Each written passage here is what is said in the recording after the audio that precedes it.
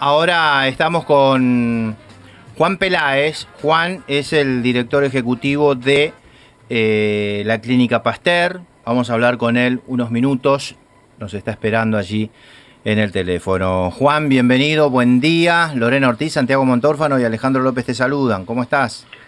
Buen día Alejandro, buen día Santiago, buen día Lorena. ¿Cómo Buen estás? día, Buen Juan. día a toda la audiencia. Muy bien, buen día. Bueno, muchas gracias, Juan. Bueno, queríamos un poquito charlar contigo como responsable de uno de los centros médicos que está trabajando y muy fuerte en la cuestión coronavirus.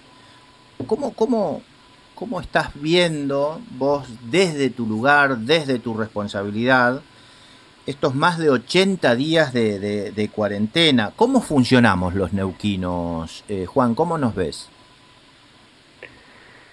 Y mira, yo creo que estamos de alguna forma funcionando como, en general, como está funcionando el resto del país, con algunas características de cada sector, de cada localidad, pero bueno, en general la cuarentena ha sido fundamentalmente los primeros tiempos igual para todos, ¿no?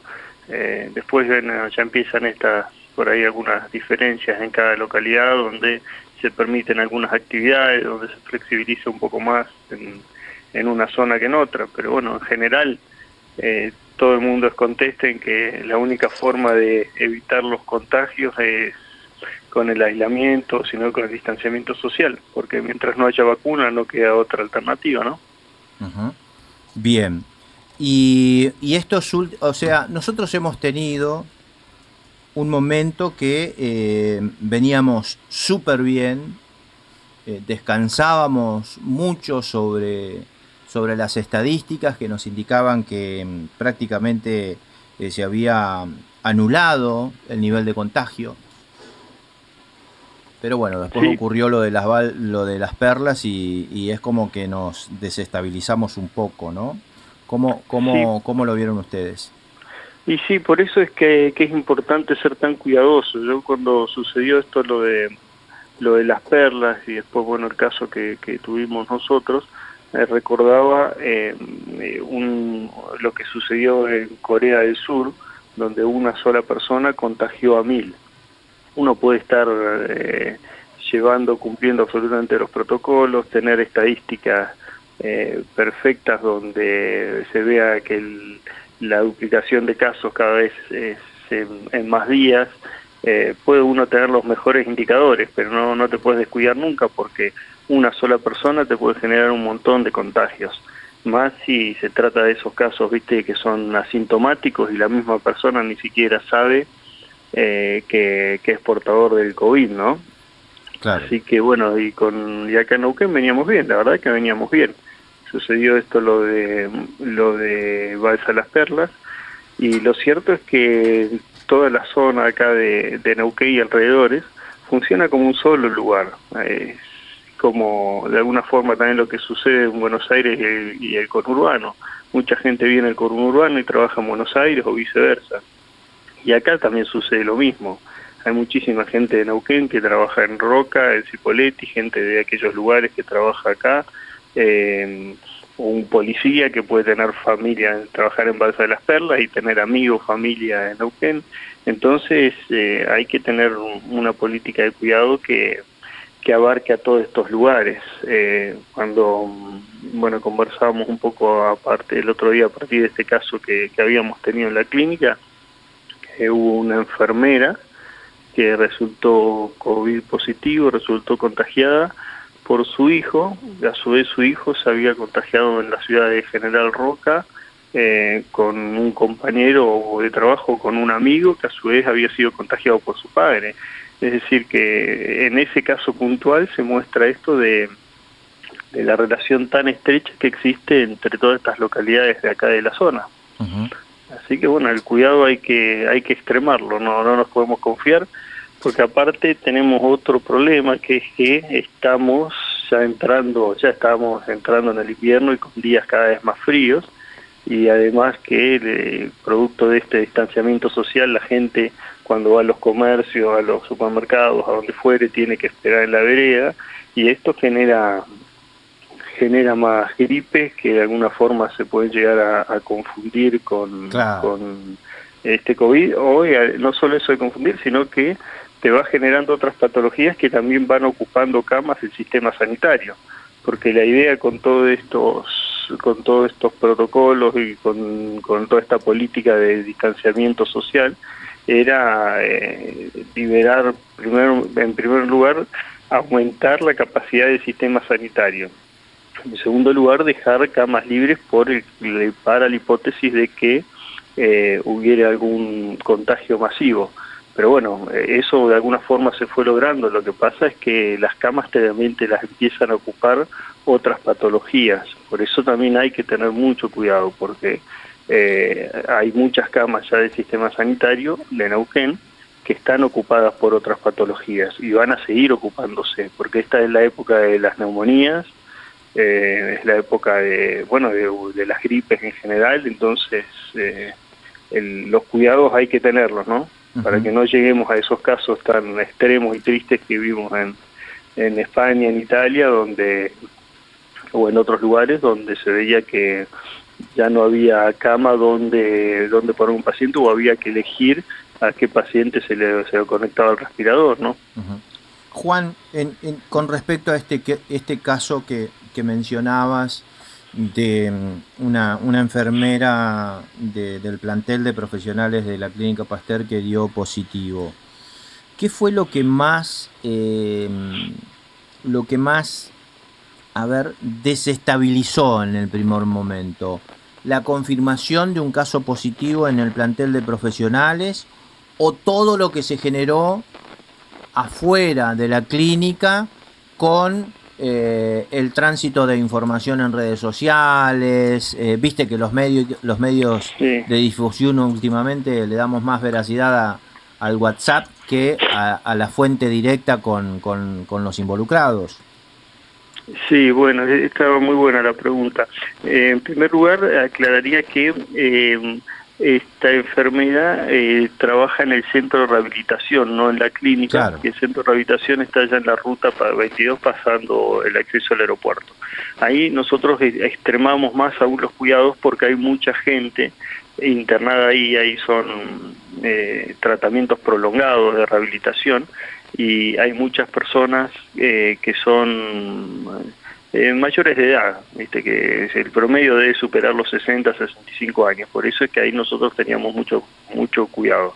Lo que más me preocupó en realidad no era tanto el tema informativo, mediático, sino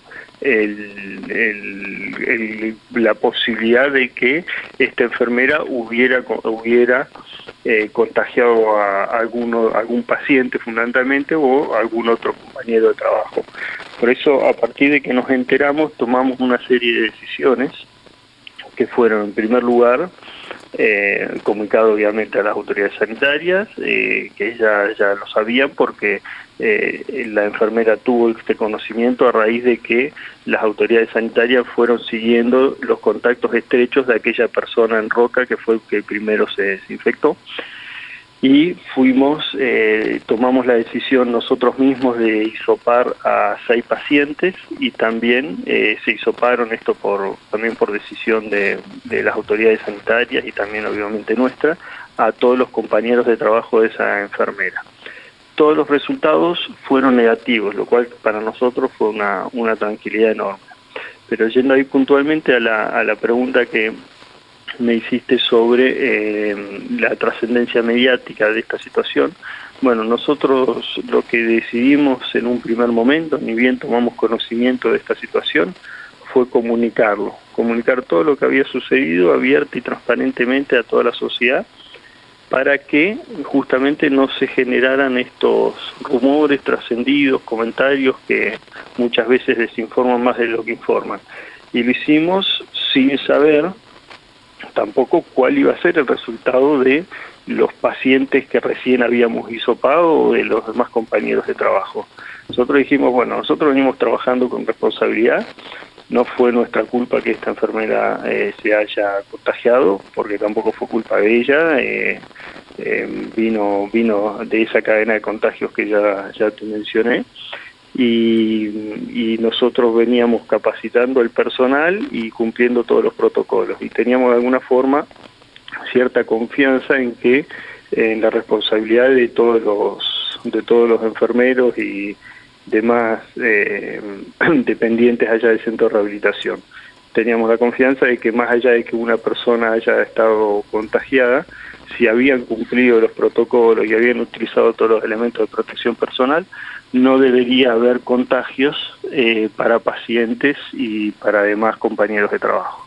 Y bueno, por suerte los resultados confirmaron este pensamiento, todos los resultados fueron negativos y bueno, y de alguna forma para mí una satisfacción muy grande de saber que el personal está actuando con tal responsabilidad, ¿no? Santiago. Sí, Juan, ¿cómo estás? Santiago te saluda. Hola, Santiago, ¿cómo estás? Bien. Juan, ¿cómo está la situación de los insumos en términos generales, de los preventivos, por ejemplo, para hacer hisopados, para hacer test y en caso de que haya contagios o que se dé, como decías, algún aumento de los contagios para atender pacientes con coronavirus? Insumos en general bien, Santiago. Todas las clínicas de la zona, imagino que ha sucedido en otros lugares también del país, se han estoqueado bastante con todos los insumos y todo lo que son los elementos de protección personal. Sí. Muchos de los hisopados, concretamente, que es lo que me preguntabas, lo manejan los laboratorios. Y creo que también tienen esos elementos. Quizá puedan tener alguna restricción en cantidad de los test que tienen, pero me parece que ya no. Ya están bien, así que no, en ese sentido cantidades no faltan. Lamentablemente ha habido en todo este tiempo mucha especulación de los proveedores de esos elementos y los precios han ido por las nubes, pero bueno, eso es otro tema, no es el tema principal. Acá lo principal es el cuidado de los pacientes, pero concretamente no es hoy un faltante ni un problema. Juan, viste que hace como un mes que venimos anticipando que estamos ingresando en el punto más crítico de la pandemia, ¿no? ¿Cuál es el punto que ustedes tienen determinado como más crítico de este tiempo que nos falta transitar? Mira, nosotros teníamos una especulación por marzo, cuando comenzaba esto, de que en mayo ya iba a haber picos de contagio.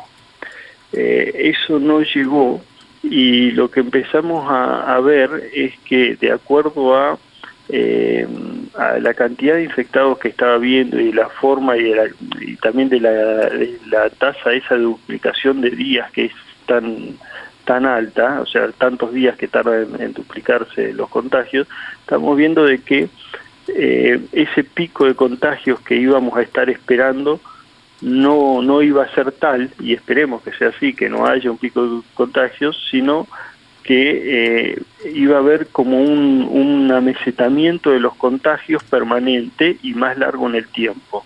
Es decir, en lugar de tener muchos contagios en mayo, junio, como pensábamos que íbamos a tener, nosotros pensamos que va a haber una cantidad de contagios sostenido durante todo el próximo tiempo. No sé cuánto podemos hablar, porque bueno, esto es un tema que hay algunos que se dedican exclusivamente y con mucha responsabilidad a estudiar esto, ¿viste? Hay matemáticos, creo que inclusive hay gente de la Universidad del Comahue que estaba trabajando en esto, en hacer estas estadísticas y estos cálculos, pero nosotros habíamos visto esos informes y todos esos informes, también los del Ministerio de Salud, hablaban de algunos picos de contagio en mayo, mayo, fin de mayo, mediados de mayo, y ya lo que estamos viendo es como que hay una cantidad sostenida de contagios que se mantiene en el tiempo y creemos que se va a seguir manteniendo así, de alguna forma controlado, pero se va a hacer más largo esto, pareciera. Uh-huh. ¿Más largo más allá de agosto? Y quién sabe, por ahí hasta que no esté la vacuna, y lo que sí por ahí pensamos es que mientras estemos viviendo el frío que vivimos acá en Neuquén, cualquier gripe nos va a hacer pensar en una sospecha de COVID. un resfrío, lo que fuere, nos va a hacer pensar en la sospecha de COVID. Por lo tanto, yo creo que hasta que no se vaya el frío no vamos a bajar la guardia. Y además, mientras esté presente el frío, vamos a estar ocupando camas del sistema sanitario con otras patologías, lo cual nos obliga a todos a ser más cuidadosos. Bien. ¿Qué te preocupa a vos, Juan? Mirá, básicamente que se disparen los contagios de golpe, eso. Si sigue la cosa más o menos como estamos, yo creo que pasamos el invierno de alguna manera.